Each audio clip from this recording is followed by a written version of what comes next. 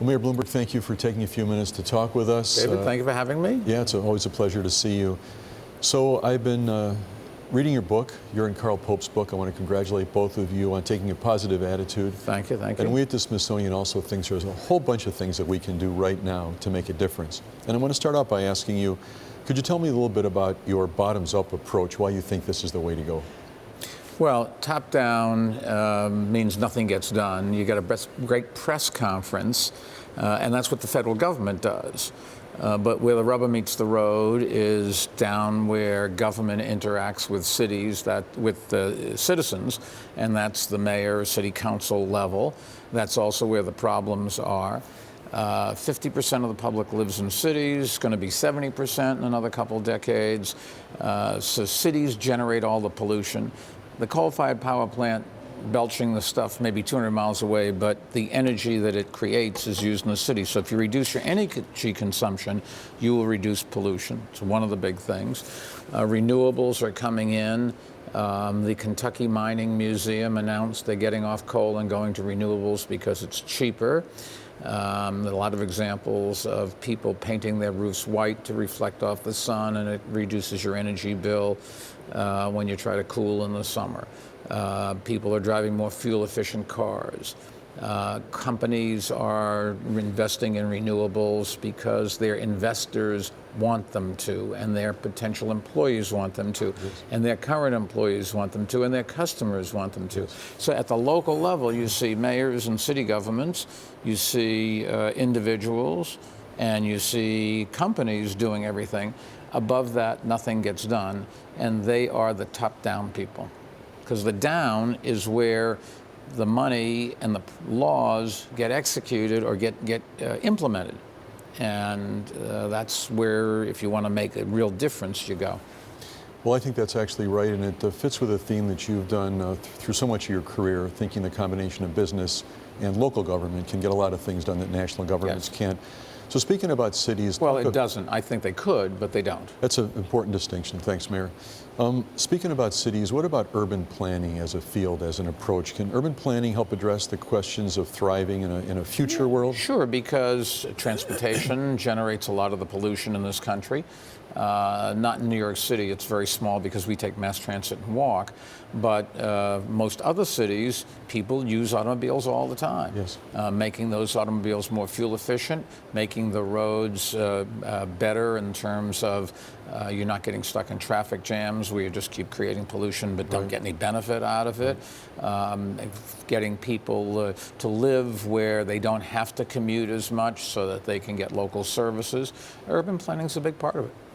Well, sometimes we hear about economic impacts of regulations and so on, but you are a great example of the fact that business people and investors really think this is an important area. Tell me a bit about that. Well, number one, the economics of climate change, of fighting climate change, are all positive. These companies make money. You can make more money, you can reduce your energy bills, there are more people working in renewables than working in coal. So if you're worried about the economics of it, it's virtually all positive. The real reasons to worry about climate change are, number one, it's an environmental issue. So forget about the people in your family who are going to be alive in 2050 and worry about, that's where everybody uses a target for climate change effect. Right now, you, your children, your grandchildren, today, breathing air, drinking water, that sort of thing, there's an environmental impact. The good news is if we focus on making your environment better, we will also be doing the things that we need to do to stop the climate change long-term impacts. Well, like you, we at the Smithsonian think there's a lot of reason to be optimistic. And can you give me just one or two standout examples of things that are going on that should make us hopeful? Well, we've closed in the last 2 years, the Sierra Club, with some money from Bloomberg Philanthropies and others, has closed over 250 out of the 500 coal-fired power plants in this country. That has reduced the greenhouse gases and pollutants in the air, such that we are 2/3 of our ways already towards the what's called COP21 goals. COP21 was an agreement that the United States was part of in Paris a year or so ago, yes. To have every country, not everyone's going to comply, but most, go and try to reduce the effect of the people living there on the climate.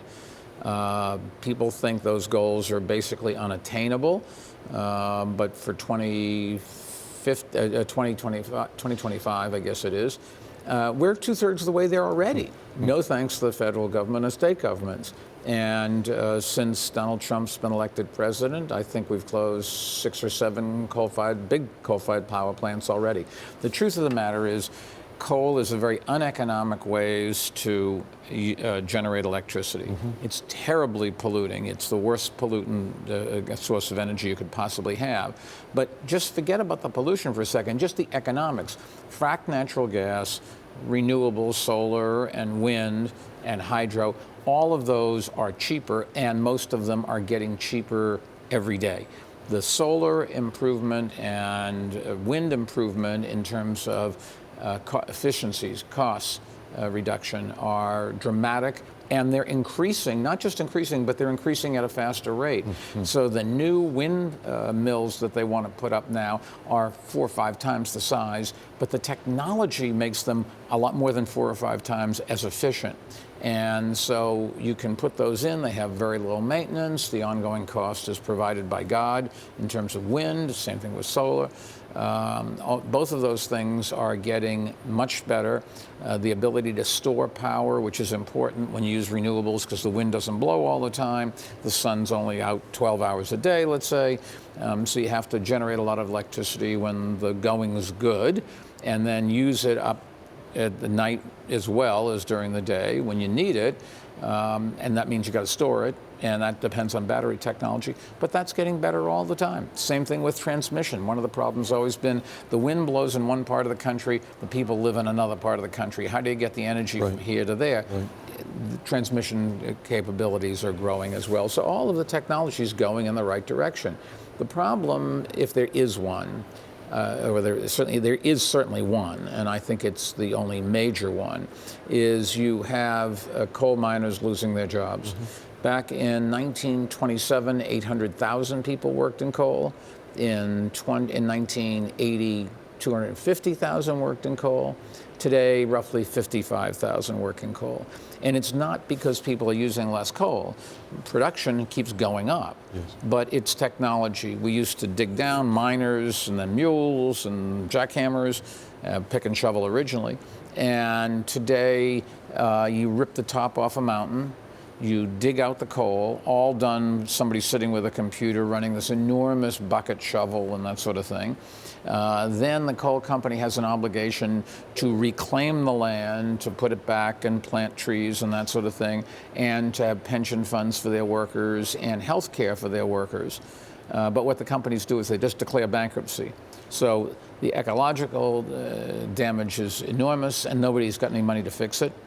The coal miners wind up with no pensions and terrible health.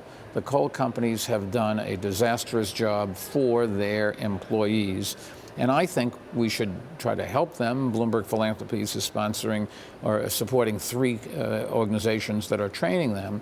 But the truth of the matter is the coal miners have gotten the bad end of the deal, and Appalachia has also gotten. This is a place where coal has been, where the coal companies have tried to keep out other industries. It has been poor for a long time, and it continues to be poor. It's a disgrace. This is a part of America.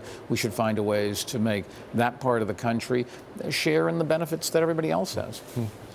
Well, we've talked about economics, technology, business, city government.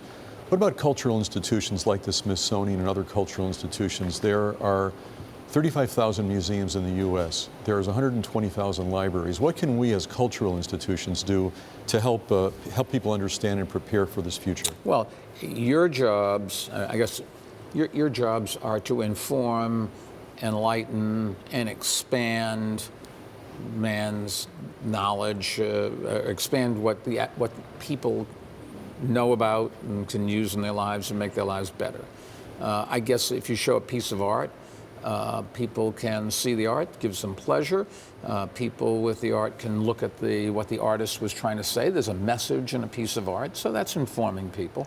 When you get to a museum like the Smithsonian, where more of it is technology and showing the evolution of how we've gotten to where we are today, and it tells you what the potential is for the future, your job is to educate the public. And you want to start with the kids, but adults need to be educated as well. It's a long time before young kids get out there where they can affect our standard of living, but the adults can do it right away. And I think every part of the Smithsonian I've been in, at least I go to the parts where there's more science, if you will.